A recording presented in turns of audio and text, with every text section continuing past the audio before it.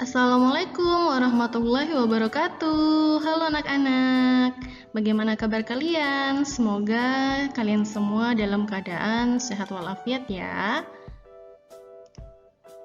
Oke, hari ini kita akan belajar mengenai bilangan.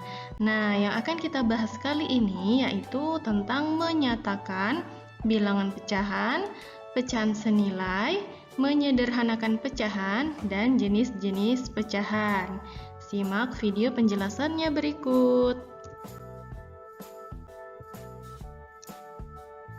Yang pertama, mengenai menyatakan bilangan pecahan. Nah, pecahan adalah bagian dari sesuatu yang utuh. Oke, di sini ada satu buah pizza ya. Lalu pizza ini ibu potong-potong menjadi beberapa bagian. Nah, bagian-bagian inilah yang dinamakan pecahan. Bagaimana? Sudah mulai paham ya tentang pecahan? Nah, pecahan itu membutuhkan dua angka.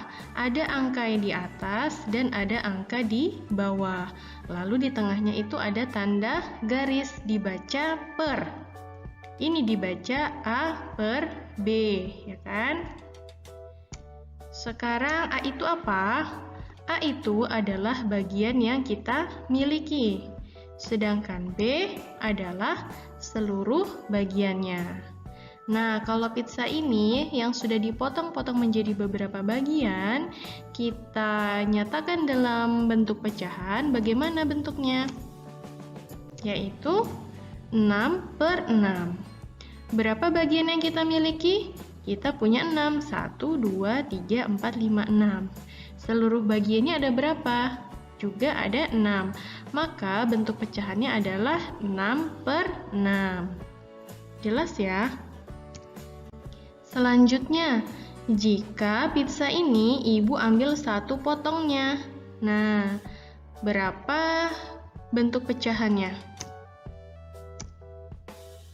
Menjadi 1 per 6. 1 ini adalah yang ibu miliki, yang ibu ambil dari sini. Sedangkan 6 ini adalah jumlah seluruh bagiannya. Paham ya? Nah, selanjutnya, bagian angka yang berada di atas per ini dinamakan pembilang. Sedangkan yang di bawah itu dinamakan penyebut. Bagaimana anak-anak? Sudah mulai paham kan? Kita lanjut ya.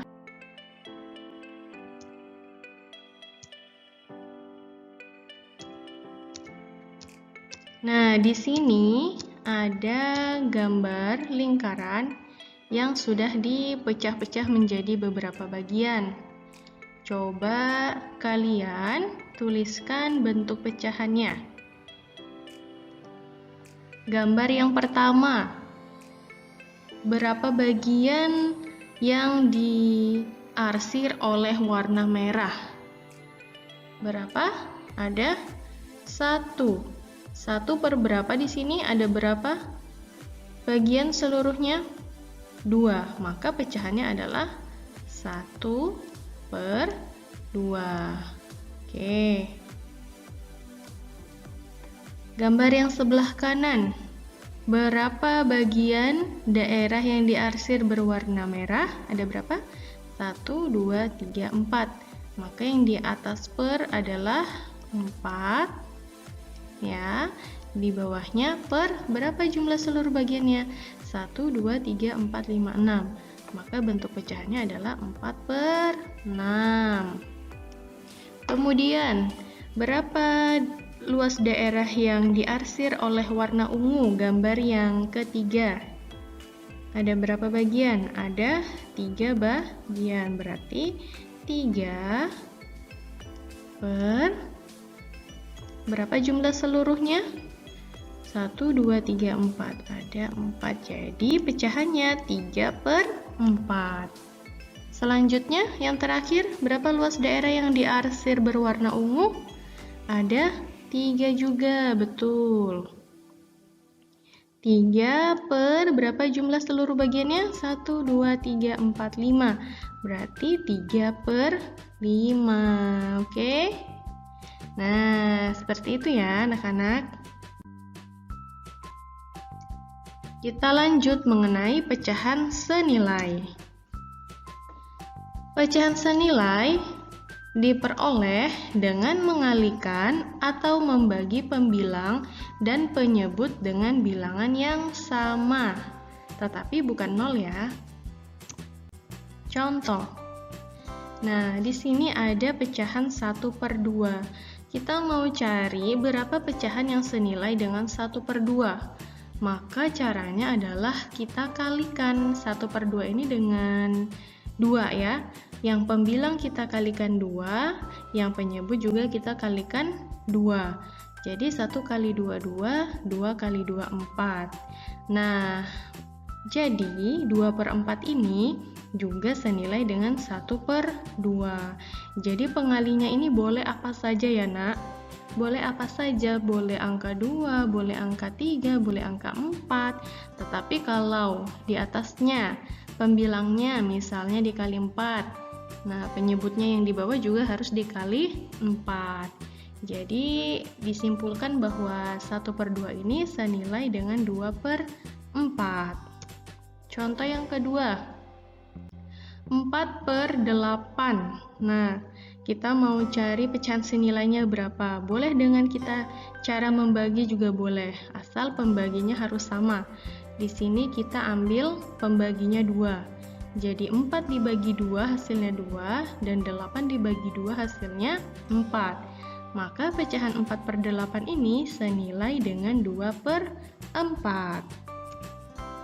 Selanjutnya 1 per 4. Nah, kita mau cari pecahan yang senilainya berapa? Nah, ibu kalikan 2 juga nih, yang di atas maupun yang di bawah. Ketemu hasilnya 2 per 8. Berarti 1 per 4 itu senilai juga dengan 2 per 8.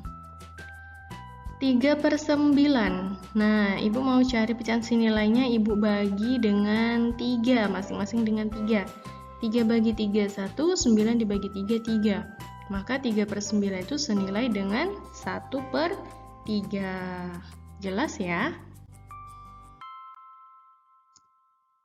Selanjutnya tentang menyederhanakan pecahan.